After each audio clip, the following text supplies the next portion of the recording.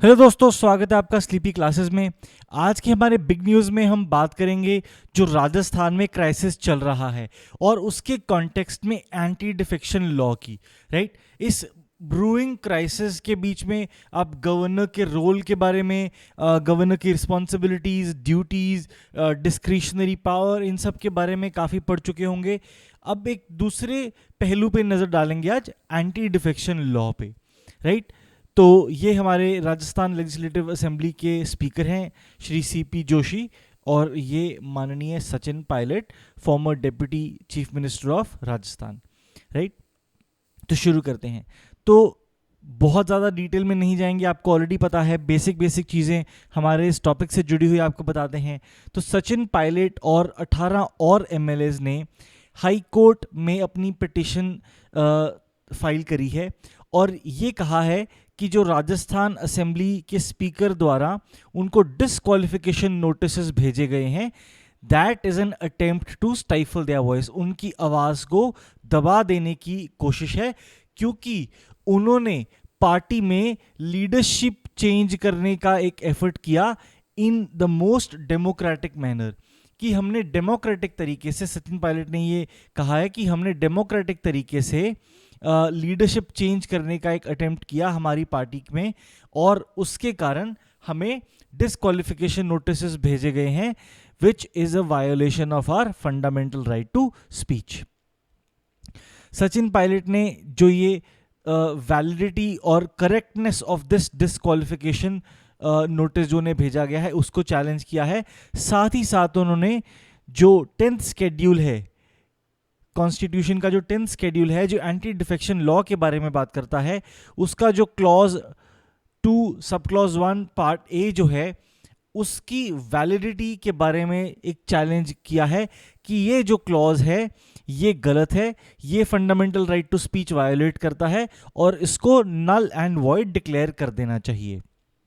Right, high court ने बदले में क्या किया? हाई कोर्ट ने राजस्थान असेंबली के स्पीकर श्री सीपी जोशी को कहा कि आपने जो डिसक्वालिफिकेशन नोटिसेस भेजे हैं सचिन पायलट और 18 अदर रिबेल एमएलएस को, उन पे आप कोई भी एक्शन नहीं लेंगे। The high court restrained the speaker, barred the speaker from acting. Right, high court ने कहा कि आप इस पे कोई भी एक्शन नहीं लेंगे। बदले में स्पीकर ने सुप्रीम कोर्ट में चैलेंज कर दिया राजस्थान हाई कोर्ट का ये डिसीजन, बट ऑल्दो जो भी इंटरनल कांग्रेस पार्टी में कुछ भी चर्चा हुई, जो राजस्थान असेंबली के स्पीकर हैं उन्होंने सुप्रीम कोर्ट से ये पिटिशन विड्रॉ कर ली है एज ऑफ टुडे। लेकिन राजस्थान हाई कोर्ट का ये जो एक्सेप्ट करना है of the petition of Sachin Pilot and 18 other MLAs, ये एक इंपॉर्टेंट एस्पेक्ट को हाईलाइट करता है। कौन सा? 10th schedule. अभी तक 10th शेड्यूल को माना गया था कि ठीक है, इसके ऊपर लीगल पोजीशन क्लियर है, कोई दिक्कत नहीं है, लॉ एस्टैब्लिश्ड है। Because the Rajasthan high court has accepted this, एक नई डिबेट शुरू हो गई है 10th शेड्यूल को लेके। डिबेट क्या है? हाई कोर्ट कह रहा है कि इट विल टेस्ट कि जो डिसक्वालिफिकेशन है एमएलए की, वो पार्टी के अगेंस्ट डिसेंट की वजह से हो रही है या जेन्युइनली उसने कोई एंटी पार्टी एक्टिविटी में अपने आप को इन्वॉल्व किया है। अगर सिर्फ डिसेंट की वजह से हो रही है तो क्या वो उस मुद्दे के ऊपर, उस एमएलए या एमपी की डिसक्वालिफिकेशन क्या कॉन्स्टिट्यूशन के बेसिक स्ट्रक्चर को वायलेट करती है? क्या उस एमपी एमएलए के फंडामेंटल राइट टू स्पीच को वायलेट करती है? तो हाई कोर्ट का इन चीज़ों को एक तरीके से इनके ऊपर दोबारा चर्चा करना, to establish the law on this, has opened और rekindled this debate on the anti defection law. Right, MLAs जो हैं सचिन पायलट और 18 अदर एमएलएस जो हैं, उन्होंने फॉर्मली रिजाइन नहीं किया है, ऑफिशियली रिजाइन नहीं किया है कांग्रेस पार्टी से, बट उनके जो एक्शंस हैं they have been perceived as quote unquote anti party activities, जिसके वजह से ये अज्यूम कर लिया जाता है कि उन्होंने पार्टी से वॉलंटरीली रिजाइन कर दिया है और इसके बेसिस पे उनको डिसक्वालिफिकेशन नोटिसेस भेज दिए गए हैं। तो 10th शेड्यूल क्या है और क्या कहता है?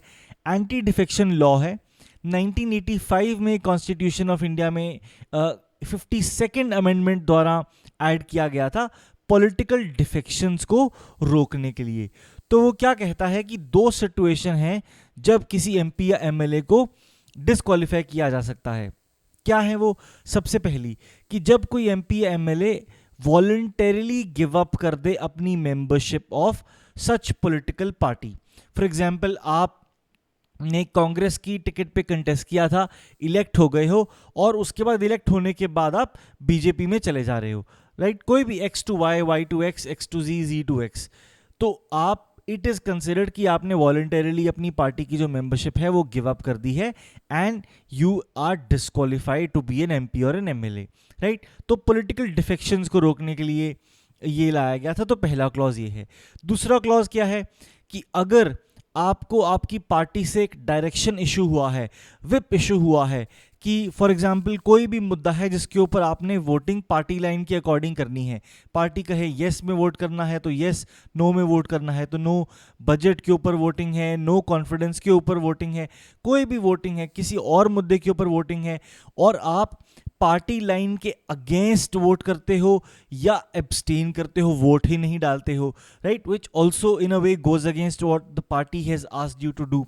तो उस पर्टिकुलर केस में आप डिस्क्वालीफाई किए जा सकते हैं, अनलेस कि आपकी पार्टी डिसाइड कर ले कि आपके एक्शंस कंडोन करे और इनफॉर्मली आपको माफ कर दे कि चलो कोई बात नहीं, राइट? अगर ऐसा नहीं होता है 15 दिन के अंदर अंदर, तो you are subject to be disqualified as an MP और एन एमएलए, राइट? अब इसमें दो छोटी सी एक्सेप्शंस हैं। एक तो ये कि अगर आपकी पार्टी किसी दूसरी पार्टी में मर्ज कर गई है, पार्टी ए पार्टी बी में मर्ज कर गई है, ये मर्जर वैलिड कब माना जाता है? जब पार्टी ए के 2/3 से ज़्यादा मेंबर्स हों जो पार्टी बी में चले जाएं।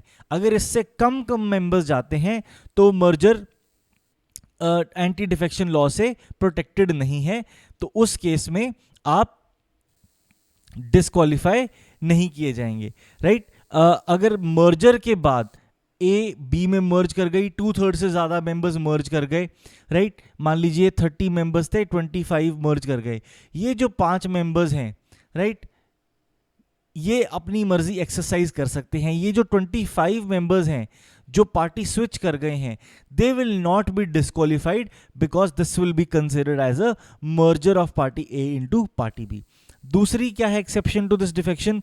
कि प्रिजाइडिंग ऑफिसर बन गए हैं आप अपने हाउस के, राइट, असेंबली के या लोकसभा के, और आप प्रिजाइडिंग ऑफिसर बनने के बाद due to the sanctity of the post that you been elected to, आप वॉलंटरीली अपनी membership of a particular party give up कर देते हैं ताकि आप हाउस के प्रिजाइडिंग ऑफिसर एक फेयर इम्पार्शियल तरीके से बन सकें, राइट? तो उस केस में भी आप डिस्क्वालीफाई नहीं होंगे डिस्पाइट द फैक्ट दैट आपने अपनी पार्टी की मेंबरशिप वॉलंटरीली रिजाइन कर दी है। तो ये दो एक्सेप्शंस हैं।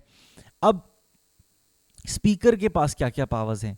तो ये सुप्रीम कोर्ट ने ये कहा है कि किसी भी मेंबर की डिस्क्वालिफिकेशन को लेके कोई भी क्वेश्चन है तो उसके ऊपर presiding officer of the house ने डिसाइड करना है कि एमपी या एमएलए डिस्क्वालीफाई किया जाएगा डिफेक्शन के अंडर या फिर नहीं।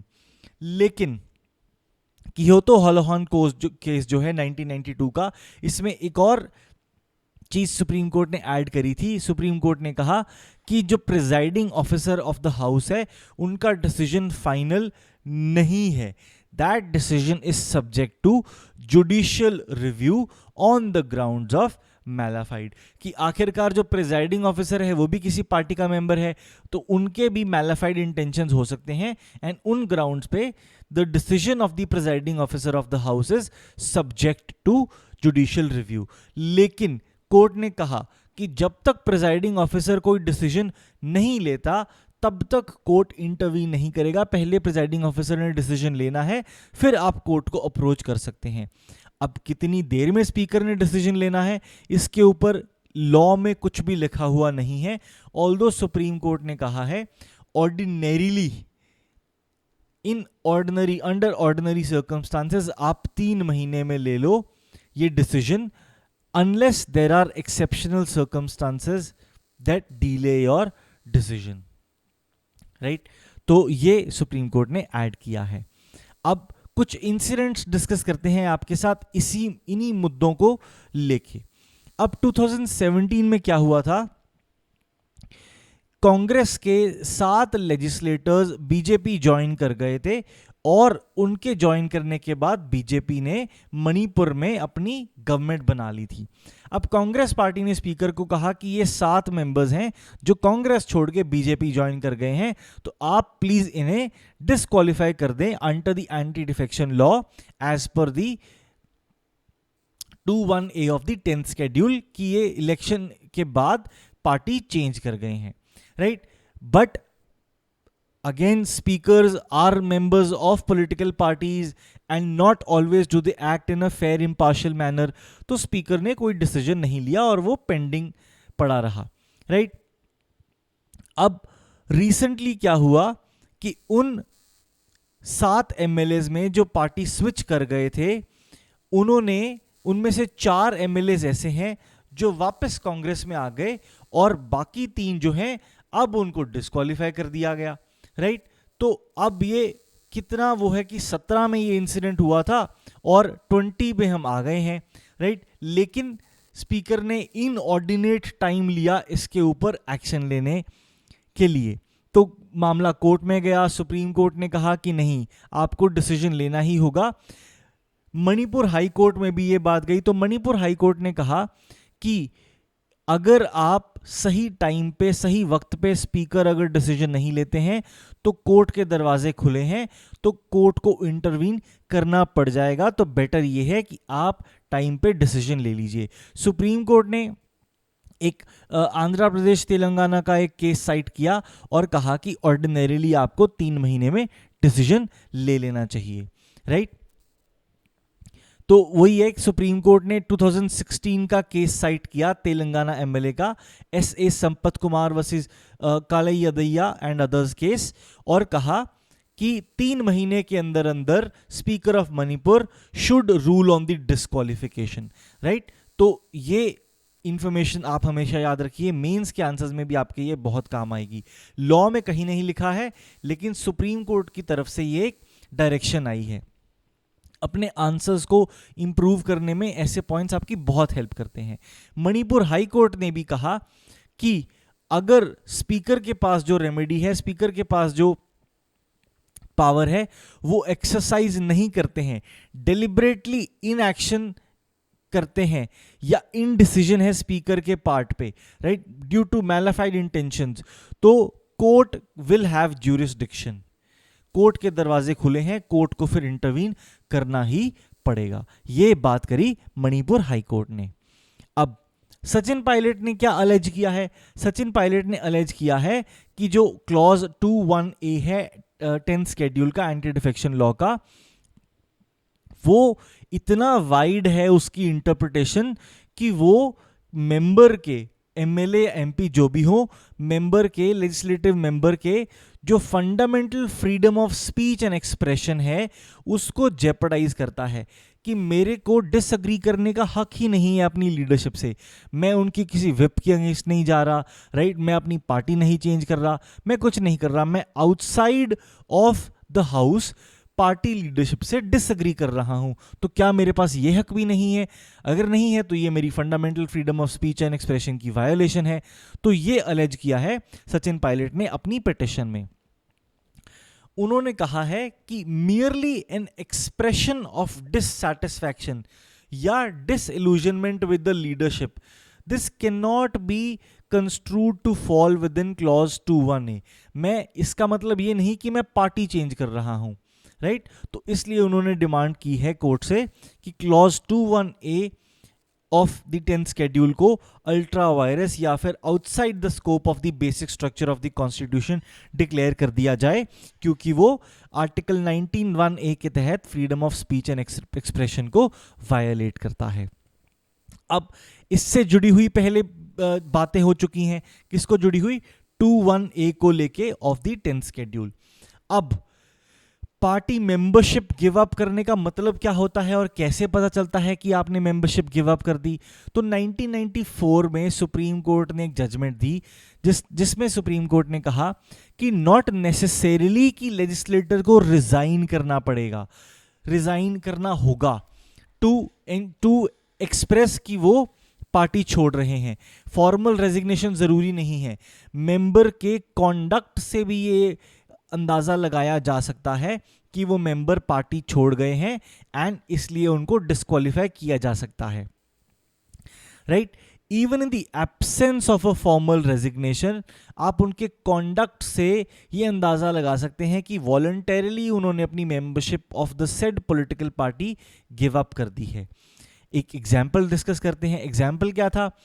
2007 में 13 MLAs of Bahujan Samaj party BSP, उन्होंने 2003 का इंसिडेंट है, 2007 में सुप्रीम कोर्ट ने वर्डिक्ट दिया इस पे। तो 2003 में 13 MLAs ऑफ द बीएसपी, उन्होंने ऑपोजिशन में जो मुलायम सिंह थे उनका क्लेम सपोर्ट किया टू फॉर्म द गवर्नमेंट।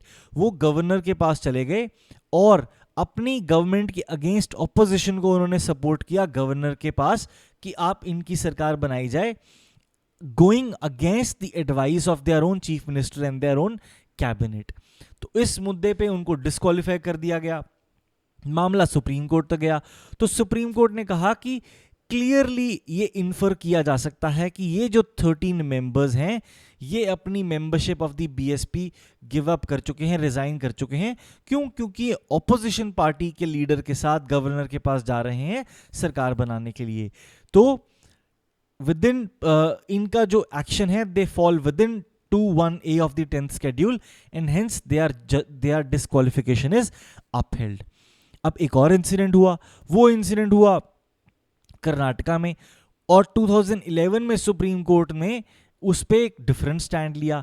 तो हुआ क्या कि कुछ एमएलएस थे जो गवर्नर के पास गए और उन्होंने कहा कि वो अपनी सपोर्ट विड्रॉ कर रहे हैं from support to the government led by Yediyurappa, कि येडियुरप्पा की सरकार है कर्नाटका में, हम एमएलए हैं, लेकिन हम अपनी सपोर्ट टू येडियुरप्पा विड्रॉ कर रहे हैं because he is corrupt and he has lost the confidence of the people. अब डिस्क्वालीफाई कर दिया गया, कर्नाटका स्पीकर ने उनको डिस्क्वालीफाई कर दिया, लेकिन supreme court set aside that disqualification of those 11 BJP MLAs. क्यों?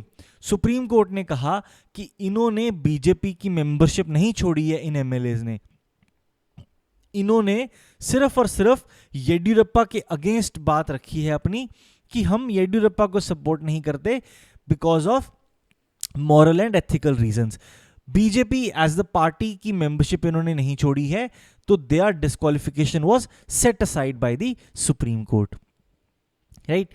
तो ये डिफरेंट एक स्टैंड लिया। अब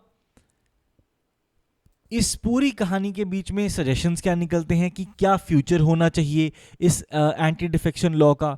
तो सुप्रीम कोर्ट ने पार्लियामेंट को कहा है कि आप जो है एक बार दोबारा नजर डालिए about on this issue of the powers that the speakers have of disqualification, क्योंकि speakers के on the part of speakers काफ़ी बारी partisanship reflect हुई है और ये सही नहीं है, राइट। और मामला कोर्ट में आता है, तो उन्होंने पार्लियामेंट को कहा है कि आप रिकंसिडर कीजिए, चर्चा कीजिए इसके ऊपर कि क्या सोल्यूशन होना चाहिए।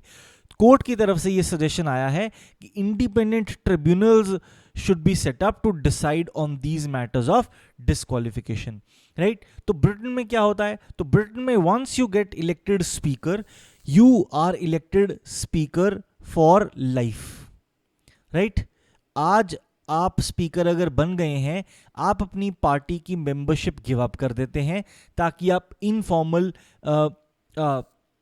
ताकि आप इम्पार्शियल और फेयर एक्ट कर सकें as the presiding officer of the house, और आपकी जो सीट है, आपकी जो कंस्टिट्यूएंसी है, वो हमेशा आपकी रहेगी। आप अनइलेक्टेड, अनअपोज इलेक्ट होंगे वहां से until you choose to retire, right, ताकि आपकी जो फ्यूचर इलेक्शन है वो गारंटी की जा सके और इंश्योर किया जा सके कि आप एक इम्पार्शियल और फेयर तरीके से एक्ट करते हैं, राइट। और आप पॉलिटिकल एफिलिएशन के बेसिस पे डिसीजंस नहीं लेते हैं। ये ब्रिटेन का एग्जाम्पल है। इसके अलावा क्या क्या हमें पता है इस मुद्दे के ऊपर? एक हलीम कमेटी बिठाई गई थी एंटी डिफेक्शन लॉ के ऊपर 1998 में। उन्होंने कहा कि ये जो 21A है एंटी डिफेक्शन लॉ का, the words voluntarily giving up membership of a political party, right, इनको कॉम्प्रिहेंसिवली डिफाइन किया जाए कि इनका मतलब क्या है। बहुत ज़्यादा ब्रॉड इनका मतलब नहीं हो, क्योंकि अगर ऐसा कोई केस होता है तो there are chances of the law being misused. Then law commission ने अपनी 170th रिपोर्ट में कहा कि जो भी स्प्लिट्स और मर्जर्स को लेके प्रोविजंस हैं, राइट, डिस्क्वालिफिकेशन को लेके, वो डिलीट कर दिए जाएं। प्री पोल इलेक्टोरल फ्रंट्स जो हैं उनको पॉलिटिकल पार्टी ट्रीट किया जाए under the anti defection law.